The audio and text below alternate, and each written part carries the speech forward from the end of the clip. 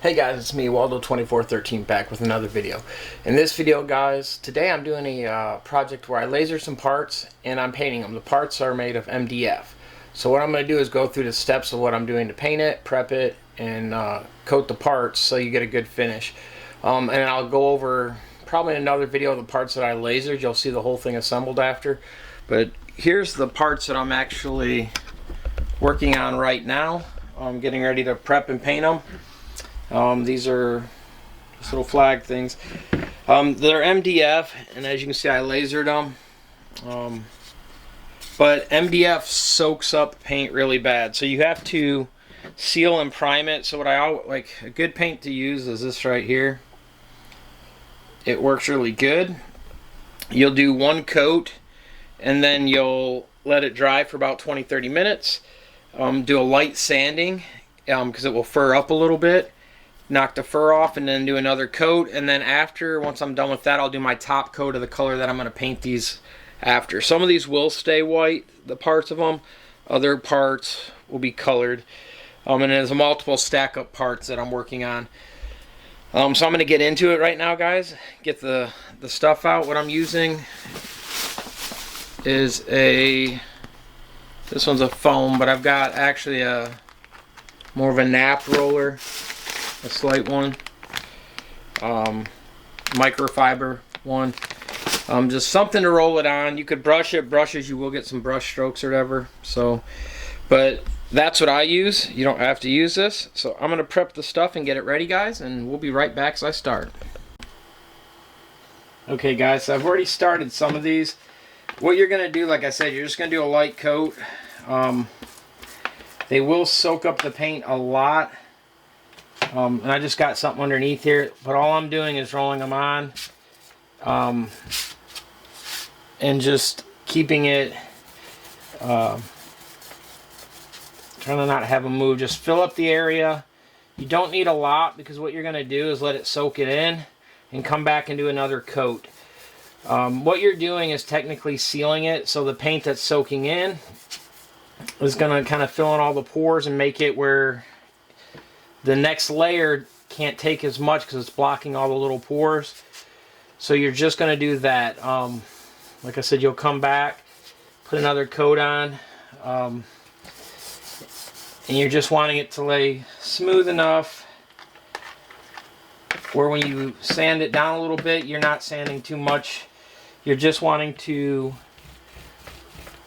coat them where it will seal, and you want it just to be kind of as smooth as you can get on the. And then these ones are probably the worst. The plates that they go on were flat like these other ones. These smaller areas make it a lot more tricky because you can hear it and it's pulling paint off on some of it. They will come out good. It's just going to take a few coats to get it on there smooth. I did some of these a few minutes ago, and you can see how they're soaking up the paint. And like I said, I'm not using much. What I'll do is coat these. I've got some letters and all that go in these areas also, or on top. I will set them up in another spot. I'll paint all of them. By the time I finish the letters, I can start back to the other pieces that I've already started. They're in another room, and they have they're the bigger pieces. And even as you can see, like these, I'm just going back over them, and it's smoothing it and filling it in. Like I said, it will soak up some paint. Like you can see some of these where they're a lot lighter already. As far as, like, you can see the wood through it again, and it's just the paint's being soaked into them. All of these, like I said, you're gonna do at least one more coat. If they're really standing proud, what I would do is I'll hit them with the little sander to knock down any of the rough areas on top, so it will lay smoother, the paint. I normally don't even use just a slight hand sanding on it. You could use an orbital sander, just something very, very light. like a 400 or 600 grit. You don't need a lot, and like I said, they don't look the best. I'm not the best painter, so if someone's on there that does painting for a living or whatever, I'm sorry. This is just how I do it, and like I said, a lot of people too, you can go around the side where they're lasered and seal the side in better too. That's an option.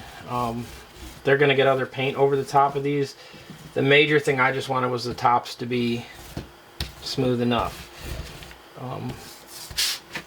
And like I said, I'm bumping them so I have something underneath them. So we're going to let these cure a little bit. We're going to do the other ones and we'll be back. Okay, so once I did the one coat, I went and used one of these kind of sanding blocks right here. I'll put a link down below for you guys. I used the 400 grit. You can use lesser grits. I've used like 300 grit, 600 grit. I've also used like the 3M pads. You just want to scuff it up just to take any of the high spots out. It will look kind of like an orange peel really close, but it's a smooth down orange peel.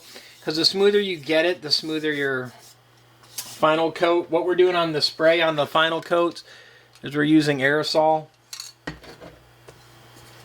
This is just some cheap paint. Normally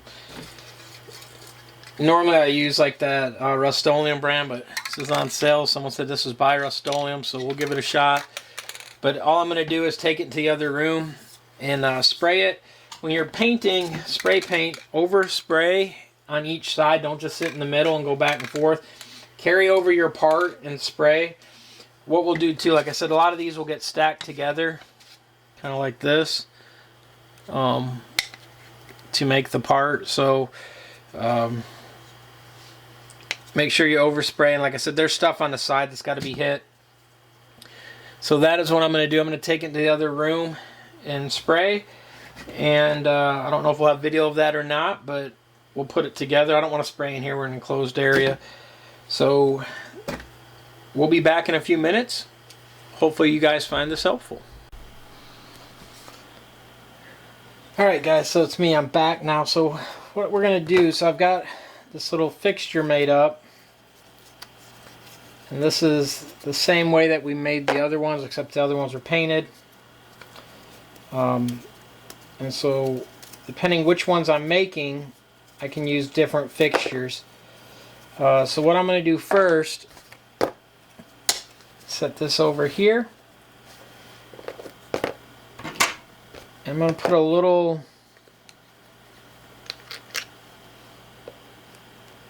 dab of super glue.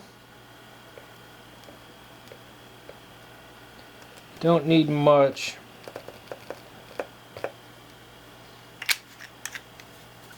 And then I'm using E6000. The super glues will dry a lot quicker. The E6000 takes a little time. So I'm just putting that in some of the other areas. And what I'm going to do is use my little fixture. The glue came through on some of it, that's why we'll clean it up after. But so what I'm going to do is just drop it down and press. The super glue should hold it, and then I should be able technically to lift my fixture right off.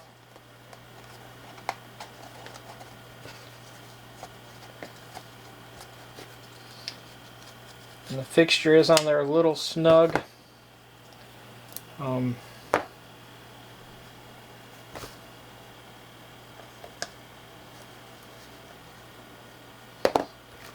just press it down kind of. I'm going to go through and do each of the letters like that. The other one's glued a little bit different. So all I'm going to do is just kind of same thing.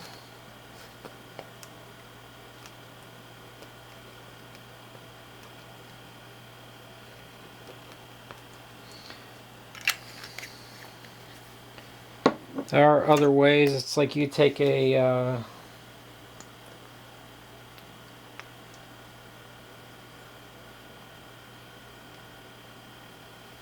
you just want just a little. You don't want to overdo it. This stuff, when it does set up, it sets up really good and fast.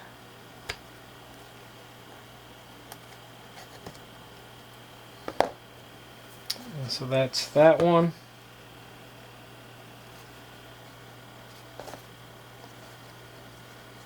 And then we're going to do the U next. And as you can see, the W is already set up.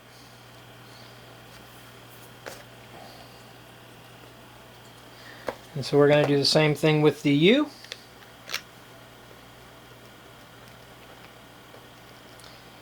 And the point of the different glues is the super glue just kind of holds it while the other one does a little bit better bond, or longer bond, I guess you'd say. Super glue would probably be good. A lot of people use just the super glue.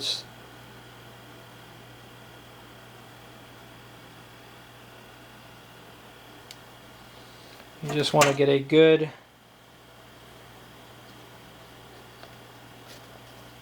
fit and a bond between all the stuff.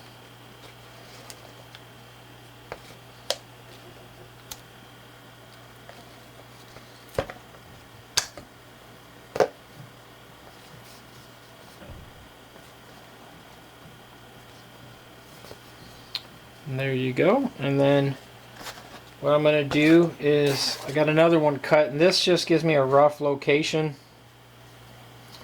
where it's going to go. Same thing, I'm going to put a few dabs of super glue, and then the rest will be the other glue.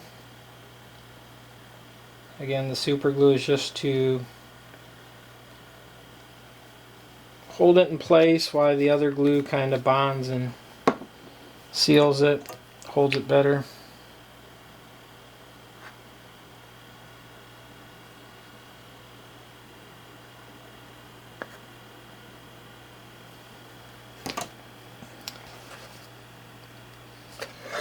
I'm no expert on this, guys. There's 100 ways to bond these parts and make them work. What I'm going to do is flip this over a little bit because my jig is a little bit tight when there's paint on it.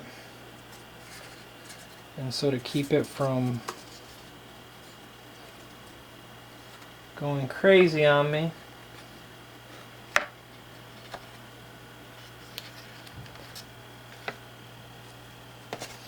I'm going to use that just to push it roughly where I want it. Line it up, and that's a finished product. The glue will dry. It will dry clear. You can put some weights or something on it if you want. It's just personal choice. Like I said, the super glue will bite within about 15 seconds and hold it, and then the other glue will set up pretty quick also.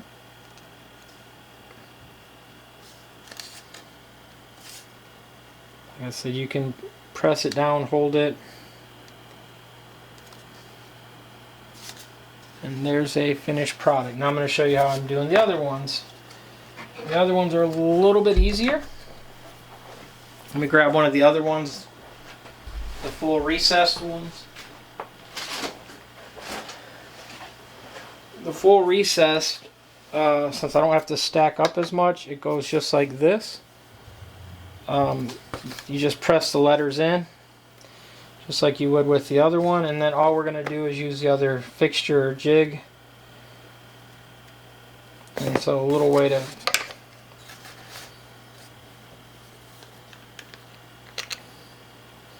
either glue the back or the wood here, it's whatever.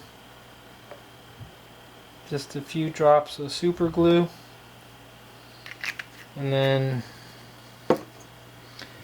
the E6000.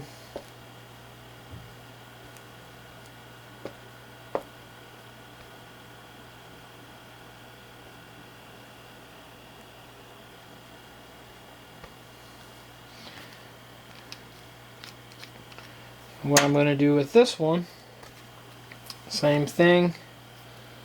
We're just going to kind of line it up.